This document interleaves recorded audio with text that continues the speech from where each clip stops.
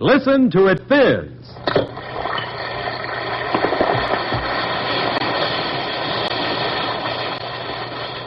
Alka-Seltzer for headache. Alka-Seltzer for acid indigestion. Alka-Seltzer for cold discomfort. Alka-Seltzer presents the Quiz Kids. Ding, ding. Let's have your attention, class. Here's today's first question. In what way are fingerprints and snowflakes alike? I wonder how many of you listeners know the answer to that question. And I also wonder, where's the bell, Joe?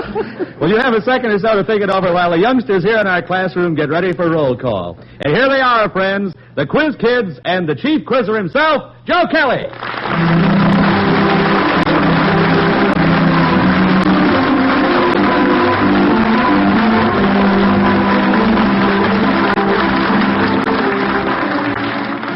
Thank you, Bob Murphy, and hello, everyone. Well, children, on this first Quiz Kids school day of 1949, let's resolve right here and now to dig into our Alka-Seltzer question box and just see how many questions and answers we can chalk up this afternoon. Here we go with roll call. Joel? I'm Joel Kupperman. I'm 12 years old and 8th grade in the Volt School. Patrick? I'm Patrick Owen Conlon. I'm 11 years old and in 7B at the Fort Dearborn School in Chicago. Ruthie? I'm Ruthie Duskin. I'm 14 years old and in 3B at South Shore. Naomi? I'm Naomi Cooks. I'm 10 years old and in the 6th grade at Grover Cleveland School, Chicago. And Mark?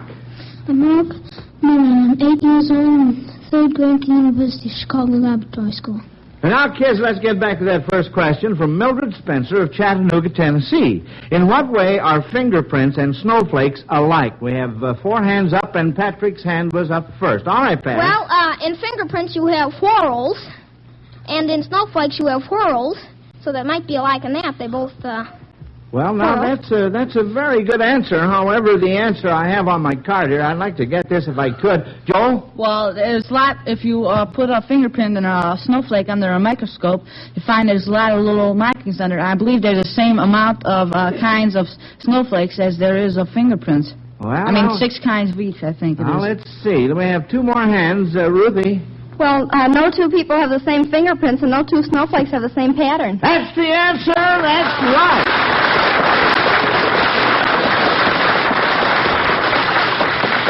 And that sends us off to a flying start, Quiz Kids. Now, for sending in that question, Alka-Seltzer gives Mildred Spencer of Chattanooga, Tennessee, a fine Zenith transoceanic shortwave portable radio, the most outstanding portable on the market today. Now, that's always Alka-Seltzer's reward when the Quiz Kids answer your question correctly. If they miss, Alka-Seltzer sends you a big Zenith radio phonograph combination with the new Cobra tone arm, 2 FM bands, the whole works. And this set is a real beauty. So try your hand at stumping these youngsters. Send your questions to Quiz Kids, Chicago.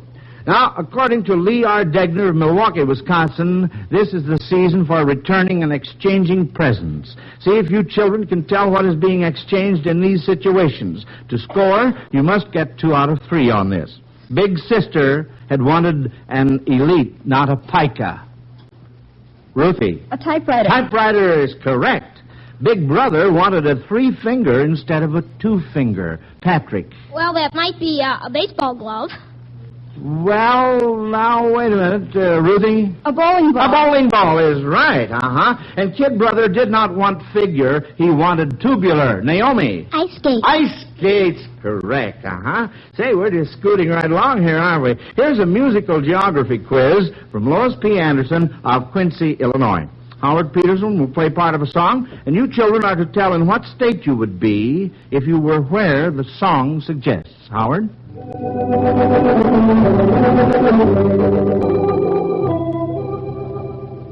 Patrick? Well, that's way down upon the Swanee River, for Yes. old folks at home. So? And I think the Swanee River is in South Carolina. Well, Or it's in the southern state, I know. Joel? Alabama. Well, it flows through Georgia and Florida. That's right. Absolutely right. Florida and Georgia. Now then, in order to get where this next song indicates, what state border would you cross, Howard?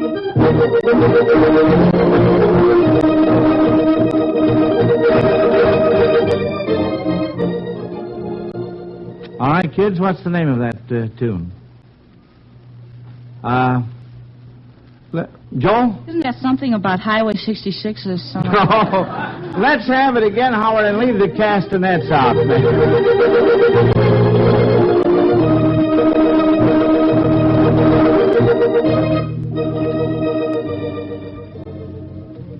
Ruthie. I think that's about Indiana. No, honey, no. Patrick? Isn't that Sierra Madre? Or... No. Oh, we're getting warm, though. Getting warm. You give up on that one? Do you give up on that one? Well, the name of that is, no hands up as yet. Want to give you a chance on this. Ruthie? Well, I don't know, but the way your voice sounds, I think it must be a trick. Maybe it's about Illinois. No, it isn't. It's south of the border. Oh. So, naturally, Patrick? Well, it'll be the border between Mexico and Texas. Well, yes. The Rio Grande. Yes, and Joel? Well, Mexico borders, it borders Arizona, New Mexico, and Texas.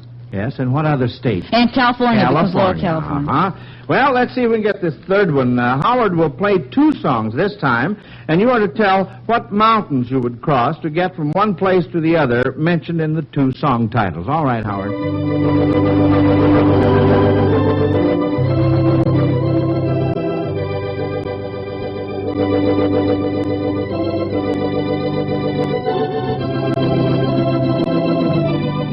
Joel? Well, the first one is my old Kentucky home. Right. And second one's Old Virginia. So you would have to cross the Blue Ridge Mountains, I believe. No, Naomi? The Appalachian Mountains? That's right, yes. The Appalachian Mountains.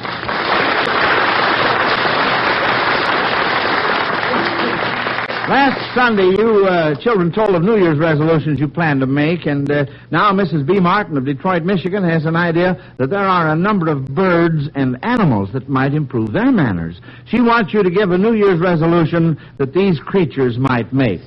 First, the Canada Jay. Mark?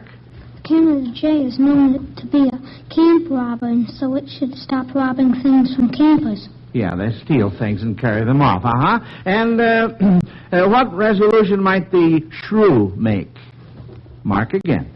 The shrew is the smallest mammal in North America, and it eats about 2 or 3 times its weight in one day, so it should stop eating so much. Yes, it just can't seem to get enough to eat, can it? Now, what might be a resolution for the orange garden spider?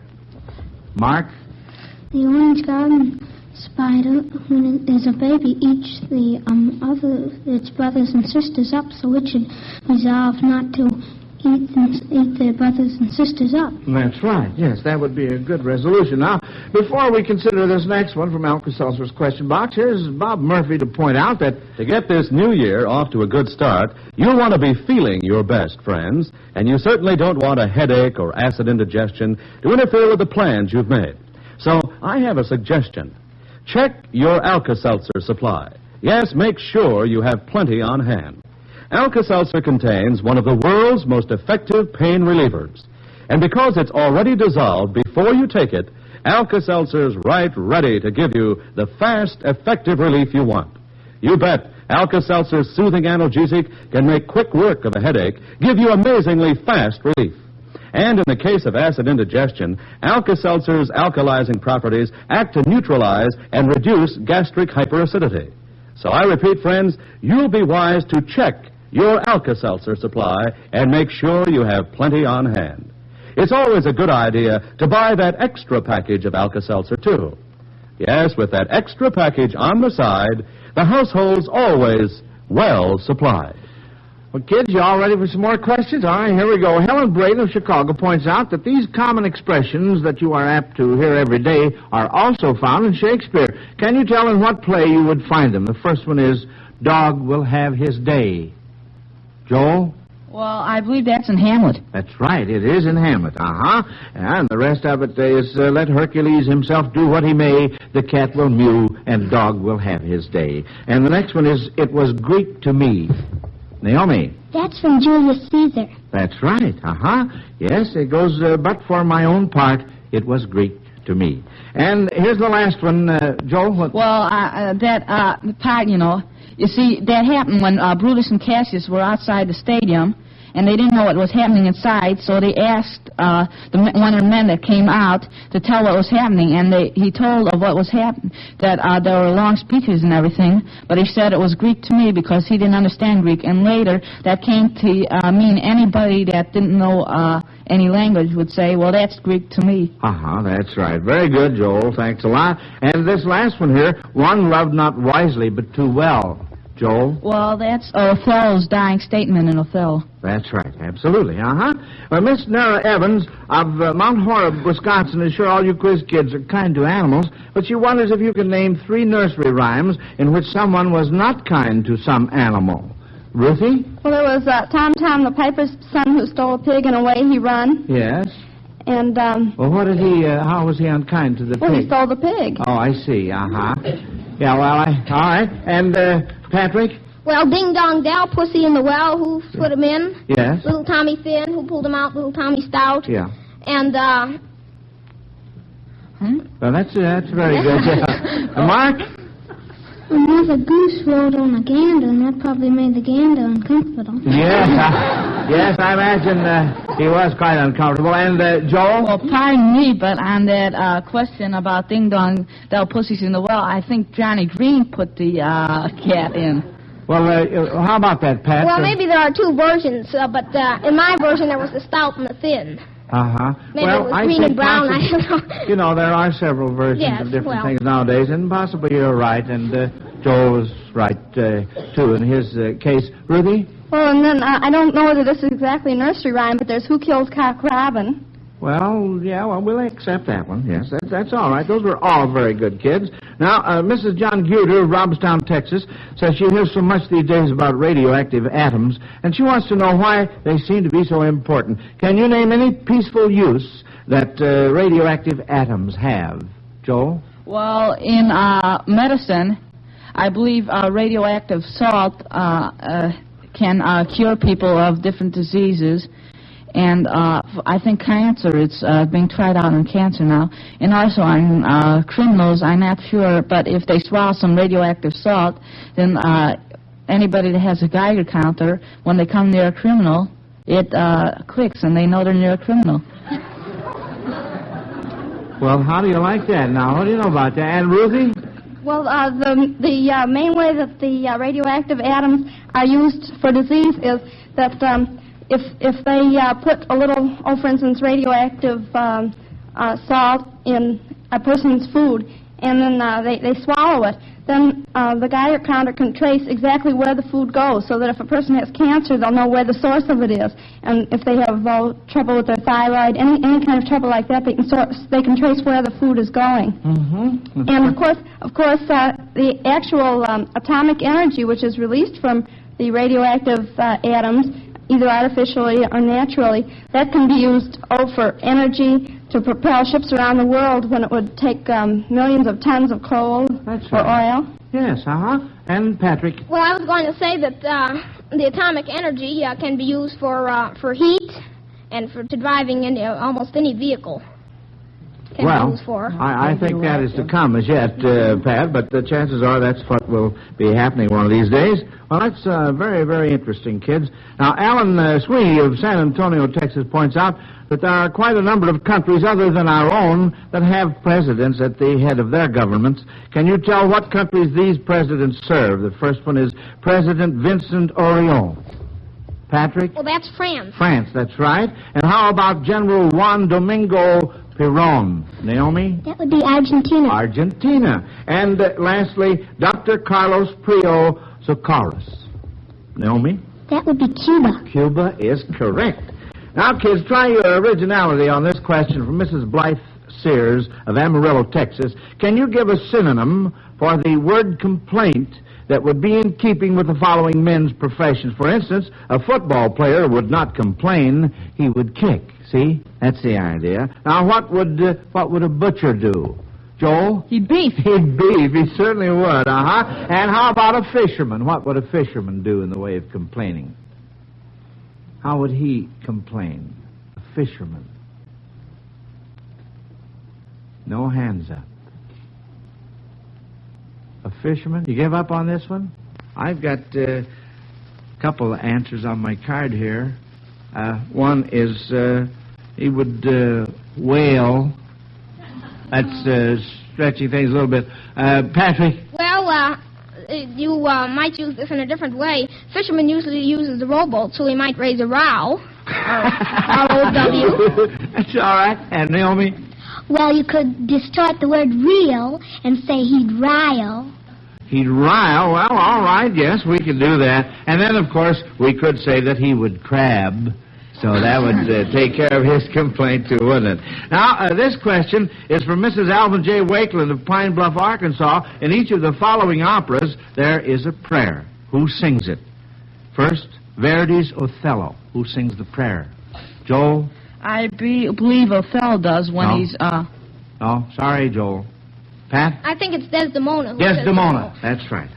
And in Gounod's Faust, who sings the prayer? Patrick? Well, Marguerite does. Marguerite, right.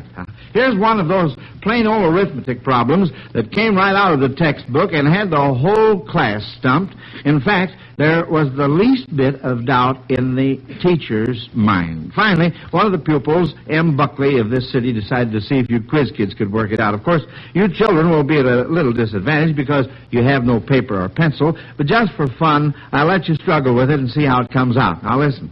Two men were walking in opposite directions along a railroad track at the rate of 3 miles per hour. A train took 5 seconds to pass the man walking against the train and 6 seconds to pass the man walking along with the train. How long was the train? Joel? Well, I think the first thing to do would be to find the speed of the train. So the relative speed of the train, passing the man walking in the same direction, would be, it'll be x minus 3 miles per hour. And with the man walking the same direction, x plus 3. X plus 3 over x minus 3 would be equal to 6 over 5. So that would be 6x plus 8 minus 18 equals 5x plus 15. X equals 33. The train's 33 miles an hour fast.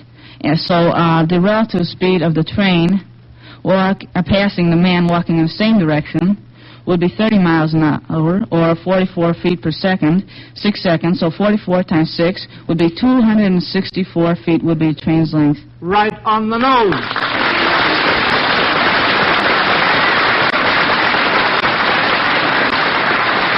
$264 feet. That's correct, Joel. Now, I understand that Bob Murphy has something to say about New Year's resolutions, so before we get into this next question, Bob, let's have that word of advice. Well, it isn't advice at all, Joe. Before we went on the air, we were talking about New Year's resolutions, remember? Sure. Well, all I said was that this week would be the testing time for all those fine New Year's resolutions we all made. Well, I can tell you this, Mr. Murphy. Our family is going to carry out at least one of the good resolutions we made. I'm going to see that we do. You certainly sound determined. Oh, I am. The minute a member of my family starts getting a cold, I'm going to see to it that they start doing something about it. Well, since this is the season for colds, that's a very wise idea. And for that something to do about colds, of course, you'll remember Alka-Seltzer and have plenty on hand all of the time. Alka-Seltzer? Oh, you mean Alka-Seltzer's ABC cold comfort treatment. Say, that is an idea. Let me think. How does that go? A stands for Alka-Seltzer. Start taking it at once for that ache-all-over feverish feeling of your cold. And B means? Be wise. Beware of drafts. Be careful of your diet. Dress sensibly. And be sure to get more rest than usual. Oh, yes. And C? C stands for comfort. The comfort you can give a sore, raspy throat just by gargling with Alka-Seltzer. That does sound simple, doesn't it? It's as easy as ABC and really effective. So just remember, when you begin to sniffle and sneeze, start Alka-Seltzer's ABCs. Get Alka-Seltzer at any drugstore. Mrs. R. Scott of San Francisco, California, has read about a new publication called Good News Bulletin, which prints only good news. It will have nothing whatever to do with bad news. Now, the news during the last year has been generally depressing, but looking back over 1948, can you children recall some of the good news of the year?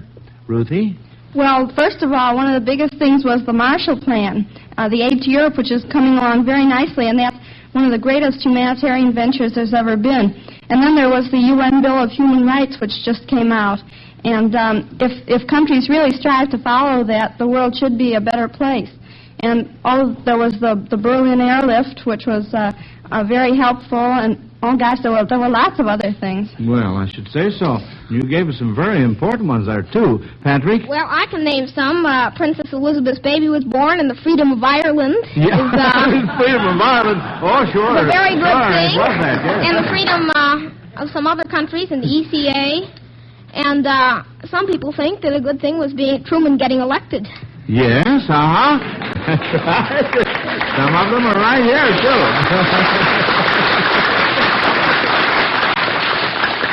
Joel? Well, the Italian elections were good because the U.S. won those elections. And also in Newport, I believe, there was started a move to cut all prices 10%, and that was pretty good news. And then there was the birth of Israel.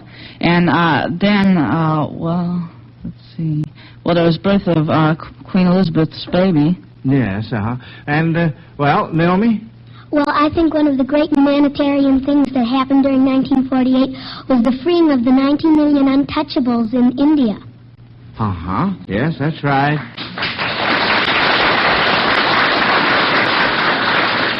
Well, I guess we had a lot of good news in 1948, and I hope we have just as much and possibly more in 1949 as we go along. Betty Lou Carson of Seattle, Washington, has made up several jingles, and each one refers to a war which you kids are to identify. You must get 2 out of 3 on this. Here's an easy one to start you off. This ancient war you should recall from a flower known to you all. Joel? Well, that was the War of Roses in England between the houses of York and Lancaster. That's right, the War of Roses. Now, the name of this scrap should come in a wink. The clue is a male hog. Now, can you think? The clue is a male hog. Now, can you think what war?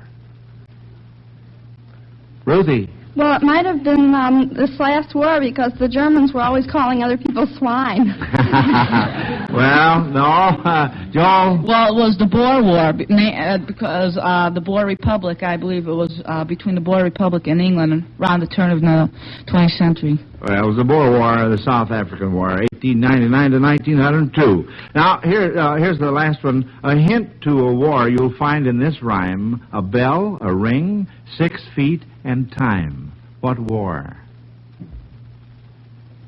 A bell, a ring, 6 feet, and time. The name of a war. Patrick? Well, it might be the 100 Years' War, because that's time, certainly is. Well, no, not in this particular case.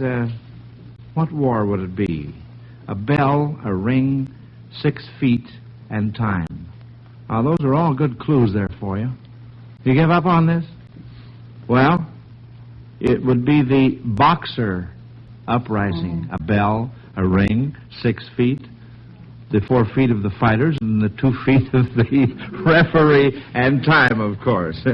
Well, we only asked for 2 out of 3 on this, so you gave me 2 out of 3. Now then, Mildred Smith of Hoagland, Indiana, wants to know what you children think is necessary to develop a winning personality. In other words, how should a boy or girl behave, or what should he do to have lots of friends? We'll start off with Ruthie.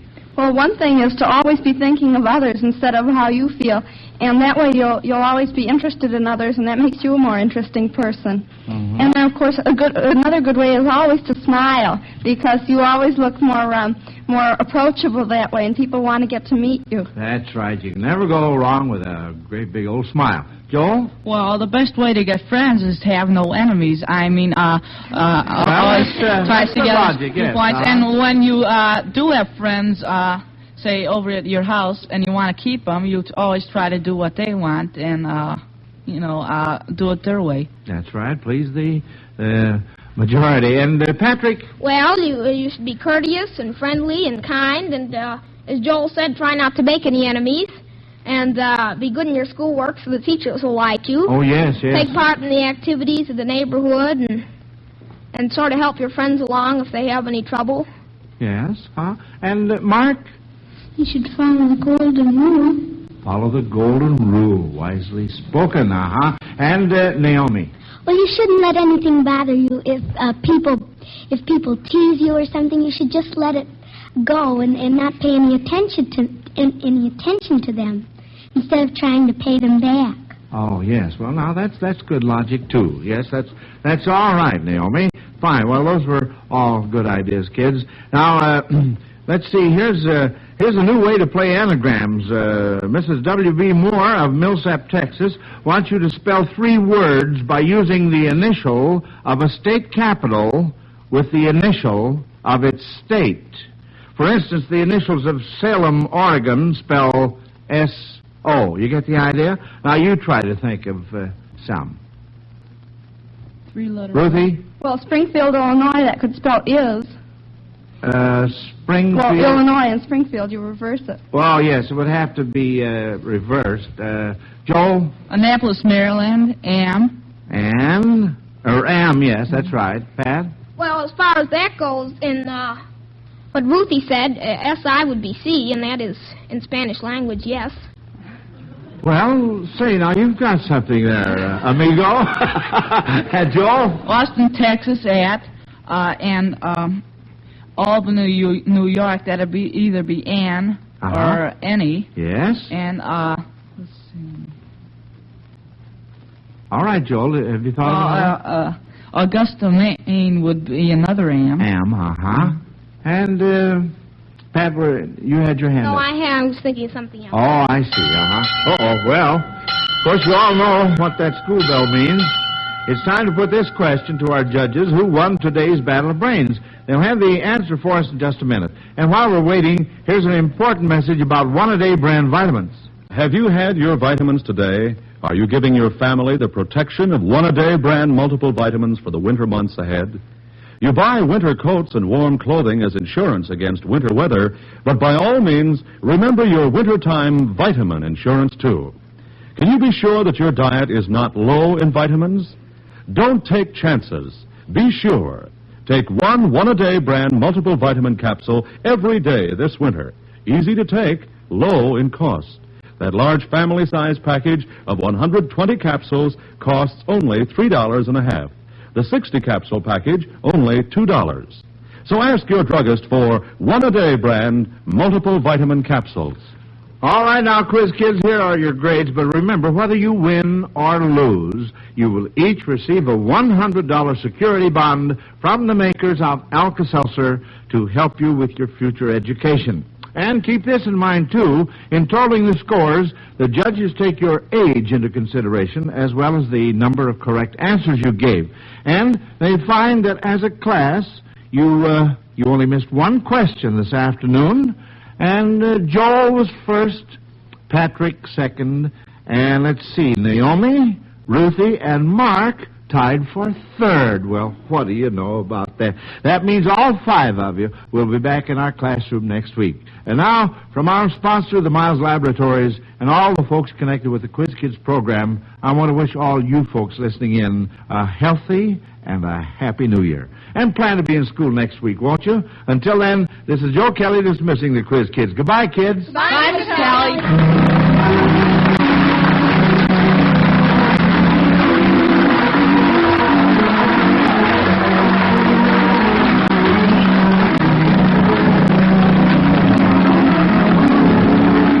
Listen to the Quiz Kids every week and listen to Alka-Seltzer's News of the World every Monday through Friday on most of these NBC stations. And folks, in closing, I'd like to recall a simple fact to you, that the name of the country you live in is the United States. That word united has built this country to what it is.